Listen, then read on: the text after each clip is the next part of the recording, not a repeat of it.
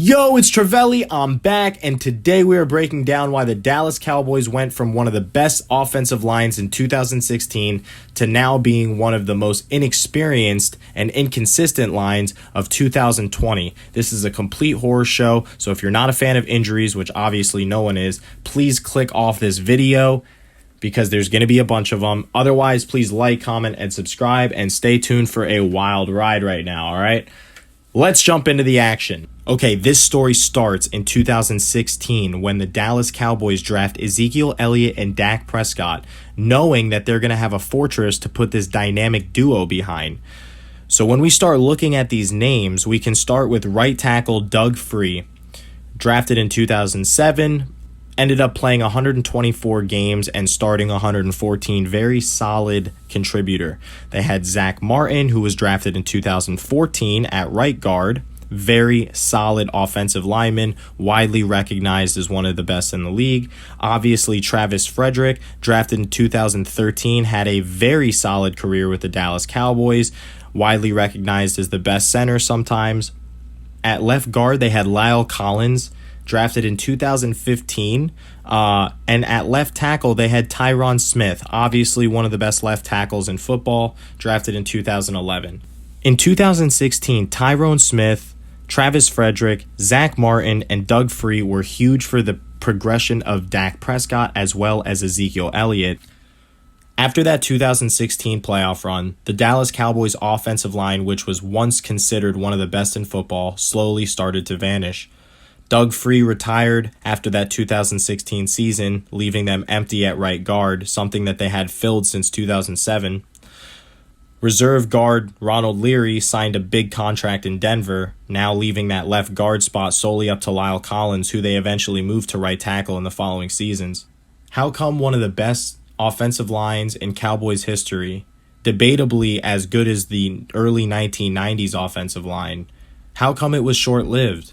Once again, for the second time now, Dallas Cowboys had an amazing offensive line, but only for a short while. Well, like we said, Doug Free retired. Leary was traded after the season. Surprisingly, this year, Travis Frederick retired before the start of the offseason. Zach Martin had a concussion in yesterday's Monday Night Football game. Lyle Collins is on injured reserve. And Tyron Smith is on injured reserve, which flexed a lineup into last night's Monday Night Football game that would make any offensive coordinator literally shit his pants. The current Dallas offensive line is Brandon Knight, Connor Williams, Tyler Biadasz, Connor McGovern, and Terrence Steele. This lineup was only forced into the game due to injuries, and as we said, this offensive line over time just slowly deteriorated, and having to draft other positions on the team left Jerry Jones in a conundrum to not only pay his top offensive linemen, but pay Zeke as well as Amari Cooper, and now Dak gets injured, so maybe it takes off a little bit of pressure, but overall, it doesn't help that your backup quarterback is Andy Dalton, who is supposed to be a pillar of support for the team. When he comes in and throws two horrible interceptions, and Ezekiel Elliott, who's supposed to be a workhorse you can rely on, has two fumbles, it really doesn't help the offensive line's case when they're starting all of these rookies and inexperienced players. We're going to break down each one, but just know the 3 sacks that they gave up, that's actually a blessing compared to what it could have been given how inexperienced this line is. So let's just go through. Brandon Knight, undrafted, comes into the Cowboys in 2019, is thrust into the position to play the most important position in the NFL besides quarterback, which is the left tackle. And, you can say that he's actually done a decent job with this start since Tyron Smith is on injured reserve. Moving on. Okay, Connor Williams comes into the league in 2018, a second-round pick. This is someone that at the time when they drafted him was their most inexperienced lineman. He's now their most experienced lineman. He's the only player that Cowboys fans probably know the name of. So there you go. He started 21 games for them, and he is probably their most reliable player at this point. They have Tyler Biadasz, who's a rookie out of Wisconsin, okay? Just picked up this year via the 4th round. And this guy is their starting center. He is an incredible center in college, but again, inexperienced rookie center coming in for the retirement of Travis Frederick. That really throws a monkey wrench in things. And then you have Connor McGovern. Connor McGovern obviously comes into the league in 2016, the 5th round by the Denver Broncos, but he bounced around to the Jets and now just picked up by the by the Cowboys, is starting at right guard, and he didn't give up a single pressure or sack. So I guess that's pretty good. And then you have Terrence Steele, 2020 undrafted player out of Texas Tech, who is starting at right tackle right now. Yeah, so you have basically a makeshift thrown together piece of cardboard that used to be like Fort Knox.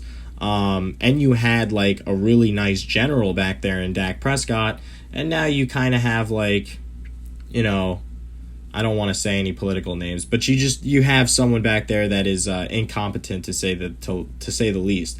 With all of his weapons at his disposal, he should not be throwing ducks like that, but that's neither here nor there. I guess what I have to say is this. The offensive line actually played well. If you're a Cowboys fan, this is really sad to hear, but the team just got decimated by injuries, and so many wants and needs on both sides of the ball left Jerry Jones and the rest of the organization in a predicament to pick up new offensive linemen. Now, they've done a great job. If you look at the stats on how they performed yesterday for their first time, playing together as that starting unit, you might never see that starting unit again because obviously Zach Martin just had a concussion. He'll come back. Things are looking up. It looks like this is a depth-building moment for the offensive line. Obviously, you get swamped in the game. What was the final score? 38-10. But, at the end of the day, it was a learning experience for the offensive line. I do truly believe that they played well, and they will continue to get better as they play together as a group. So there's a lot of optimism here. If you're a Cowboys fan, yes, you had the best offensive line in 2016.